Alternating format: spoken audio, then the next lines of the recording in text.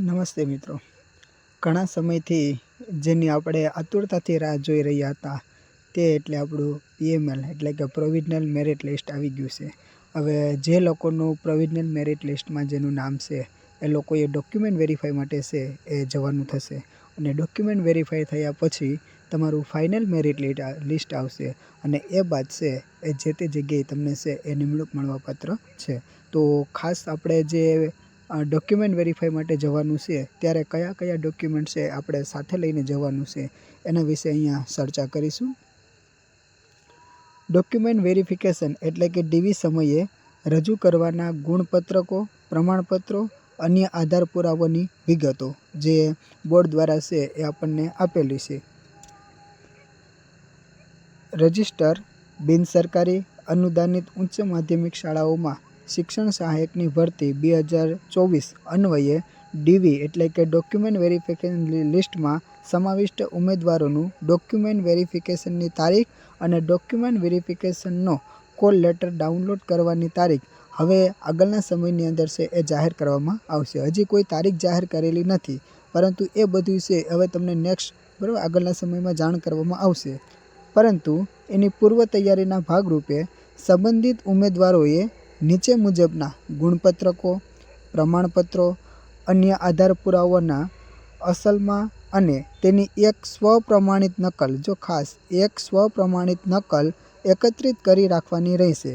ઉમેદવારોએ document verification સમયે જરૂરી ગુણપત્રકો, પ્રમાણપત્રો, અન્ય આધાર પુરાવો યોગ્ય રીતના રજૂ કરી શકે અને ડોક્યુમેન્ટ વેરિફિકેશનની પ્રક્રિયા સારી રીતના નિયત સમય મર્યાદામાં પૂર્ણ થઈ શકે છે. એના આગોતરું આયોજન રૂપે છે એ આપણને અગાઉથી છે એ કયા કયા ડોક્યુમેન્ટ છે એ જોશે એનું છે એ પ્લાનિંગ આપેલું છે. એમાં પહેલું તમારું જન્મ તારીખના પુરાવા માટે શાળા સોડિયાનું પ્રમાણપત્ર અથવા તો ધોરણ 10નું ક્રેડિટ સર્ટિફિકેટ કે આ જન્મના પુરાવા માટે થઈ અને તમારું લિવિંગ LC છે એ ન હોય તો ધોરણ 10નું ક્રેડિટ સર્ટિફિકેટ. બીજું છે ઉમેદવારનું આધાર કાર્ડ પણ આમાં ખૂબ જરૂરી છે એટલે આધાર કાર્ડની એક નકલ જોશે. ઉમેદવારનું માતાનું આધાર કાર્ડ માતાના નામની ખરાઈ માટે છે કે માતાનું આધાર કાર્ડ છે એ ખાસ જોશે માતાના નામની ખરાઈ માટે. અને જો આધાર કાર્ડ ના હોય તો એવા કિસ્સામાં માતાનું સાચું નામ હોય એવો માન્ય આધાર, દાખલા તરીકે જન્મનો દાખલો, પાસપોર્ટ, શાળા છોડ્યાનું પ્રમાણપત્ર, રાશન કાર્ડ, માતાના નામની ઓળખ છતી થઈ હોય એવો કોઈ પણ પુરાવો છે એ જોશે. અને બીજું છે દ્વિસ્તરીય ટાટ 2023ની માર્કશીટ, બરાબર કે જે આપણે દ્વિસ્તરીય ટાટ જે પાસ કરીને આવેલા છે તેની માર્કશીટની નકલ પણ જોશે. સ્નાતક માર્કશીટ, ટ્રાયલ સર્ટી અને ડિગ્રી સર્ટી આ પણ ખાસ જોશે. બરાબર, જે વિષયમાં તમે કોલેજ કરેલી છે તો એની માર્કશીટ, એનું ટ્રાયલ સર્ટી અને ડિગ્રી સર્ટી. અનુસ્નાતક બરાબર માસ્ટર કરેલું હોય તો એની પણ માર્કશીટ જોશે, એનું ટ્રાયલ સર્ટી અને એનું ડિગ્રી સર્ટી જોશે. વ્યાવસાયિક સ્નાતકમાં બરાબર B.Ed કરેલું હોય તો એના માટે થઈ અને એની પણ માર્કશીટ, એની ટ્રાયલ સર્ટી, એનું ડિગ્રી સર્ટિફિકેટ અને ખાસ NCT, RCI અને UGC માન્ય પ્રમાણપત્ર છે એ હોવા જોશે. એટલે એ પણ ચેક કરી લેવાનું કે આ ત્રણમાંથી એકાદી આપણી માન્યતા છે કે નહીં. કુલ ગુણ, મેળવેલ ગુણ અન્વયે સંબંધિત કોલેજ યુનિવર્સિટીનું પ્રમાણપત્ર.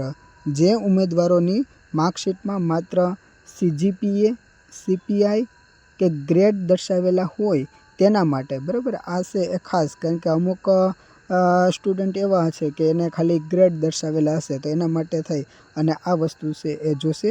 અને જાતિ અંગેનું પ્રમાણપત્ર બરાબર કે જાતિનું છે એ દાખલો તમારે જોશે. નોન ક્રિમિનલ સર્ટિફિકેટ આની પણ જરૂર પડશે. EWSનું પ્રમાણપત્ર જેને લાગુ પડતું હોય એને EWSનું પ્રમાણપત્ર, બાકી નોન ક્રિમિનલ. જે ઉમેદવારનું નોન ક્રિમિલિયર સર્ટિફિકેટ અને EWSનું પ્રમાણપત્ર અગાઉના વર્ષનું હોય તો અરજદારે આવક મર્યાદા બદલાયેલ નથી એ અંગેનું કબૂલાતનામું છે એ રજૂ કરવાનું રહેશે. આપણે બધાને જે નોન ક્રિમિનલ છે એ 3 વર્ષની માન્યતાવાળા હોય, 2 વર્ષ પહેલાં આપણે 1 વર્ષ પહેલાં કાઢાવેલું હોય તો એમાં કોઈ પણ પ્રકારનો આવકમાં બદલાવ થયો નથી એ માટેનું કબૂલાતનામું છે એ કરાવવું પડશે. શારીરિક અશક્તતા અંગેનું પ્રમાણપત્ર, કે જે આવી રીતના વિકલાંગ છે તો એના માટે એનું જે શારીરિક અશક્તતા ધરાવતું વિકલાંગનું પ્રમાણપત્ર જોશે. વિધવા હોવા અંગેના દાખલા અને પુનઃલગ્ન કરેલ નથી તે મુજબનું સોગંદનામું 100ના સ્ટેમ્પ પેપર ઉપર નોટરી સમક્ષ કરાવી રજૂ કરવાનું રહેશે. કે જે આવી રીતના વિધવા મહિલાઓ છે એમના માટે અને એણે પુનઃલગ્ન નથી કરેલા એ બાબતનું છે એ સોગંદનામું કે 100ના સ્ટેમ્પ ઉપર છે એ કરાવવાનું રહેશે. માજી સૈનિક તરીકેનું ઓળખપત્ર અને ડિસ્ચાર્જ સર્ટિફિકેટ છે એ જોશે. કે કોઈ આવી રીતના છે એ આર્મીમાં ફરજ પૂરી થઈ ગઈ હોય એ બાબતનું એનું ઓળખપત્ર અને ત્યાંથી છૂટા થયા હોય એનું સર્ટિફિકેટ.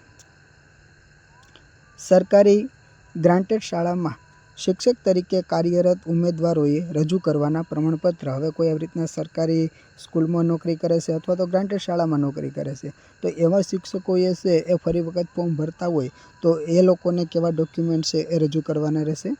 એમાં એ છે હાલ સરકારી અથવા તો ગ્રાન્ટેડ શાળામાં ફરજ બજાવતા કર્મચારીઓએ સંબંધિત નિમણૂક સત્તા મંડળ પાસેથી જાહેરાતની તારીખથી, કે જે તારીખે જાહેરાત આવી, બરાબર, જે આપણે ફોર્મ ભરવાની તારીખ આવી ત્યારથી લઈ અને એની જે અંતિમ તારીખ હતી એ દરમિયાન મેળવેલ અત્રેથી સૂચવ્યા મુજબના નિયત નમૂનામાં ના વાંધા પ્રમાણપત્ર એટલે કે NOC નો ઓબ્જેક્ટિવ સર્ટિફિકેટ છે એ રજૂ કરવાનું રહેશે. બી છે સરકારી અનુદાનિત શાળામાં પ્રાથમિક, માધ્યમિક કે ઉચ્ચતર માધ્યમિક વિભાગમાં શિક્ષક તરીકે જો ફરજ બજાવતા ઉમેદવારોએ નિયત નમૂનાનું સોગંદનામું 300 રૂપિયાનું, કે 300ના સ્ટેમ્પ પેપર પર નોટરી સમક્ષ એ રજૂ કરાવવાનું રહેશે. આ 2 વસ્તુ છે એ ખાસ જોશે, એક તો NOC અને બીજું છે 300 રૂપિયાનું સ્ટેમ્પ પેપર. હવે શૈક્ષણિક વિભાગ સિવાયના, બરાબર, કે જે આવી રીતના શિક્ષણ વિભાગ સિવાયના સરકારના અન્ય વિભાગ હેઠળ કામ કરતા હોય, શિક્ષણ વિભાગમાં ન હોય પરંતુ ગવર્મેન્ટની અંદર હોય, બીજા કોઈ વિભાગમાં હોય, કોઈ એવી રીતના છે એ પોલીસમાં હોય, કોઈ એવી રીતના ડ્રાઈવરમાં હોય, કોઈ કંડક્ટરમાં હોય,